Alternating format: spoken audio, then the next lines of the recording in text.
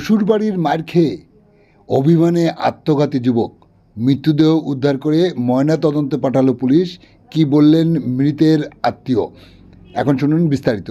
গতকাল গভীর রাতে নিজের ঘরের মধ্যে আত্মঘাতী হলো শোভনগর ব্লকের তেপুল মির্জাপুর জিপির পুবালি গ্রামের এক যুবক। খবর জানাজানি হতেই পুলিশ ওই মৃতদেহ উদ্ধার করে আজ দুপুরে ময়নাতদন্ত স্বার্থে বসিরহাট পুলিশ মর্গে পাঠায়। পুলিশ সূত্রে জানা যায় ওই যুবকের নাম জাফর আলী মণ্ডল, তার বাড়ি পুবালি এলাকায়। এই অস্বাভাবিক মৃত্যুকে কেন্দ্র করে মৃত জাফর মণ্ডলের পিসি ময়না মণ্ডল কী বললেন শোনাবো আপনাদের। আপনারা দেখছেন সেই সময়কার বিশেষ মুহূর্তে ধারণকৃত ভিডিও চিত্র আজকের শোভনগর পত্রিকার অনলাইনে।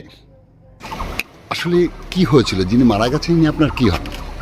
আমার ভাইপো, আমি ওনার পিসি। কি নাম ওর? জাফর আলী। জাফরদের বাড়ি কোথায়? পুবালি। পুবালি। কি হয়েছিল আসলে? হাজব্যান্ড ওয়াইফের ঝগড়া হয়েছিল। ঝগড়া হওয়ার পর হাজব্যান্ড ওয়াইফ বাবার বাড়িতে চলে যায়। সেই ক্ষেত্রে স্বামী জানতে পারে বাড়িতে আসার পরে যে উনি বাবার বাড়িতে চলে গেছে। চলে যাওয়ার ক্ষেত্রে উনি কাজের থেকে এসে বউকে আনতে যায়।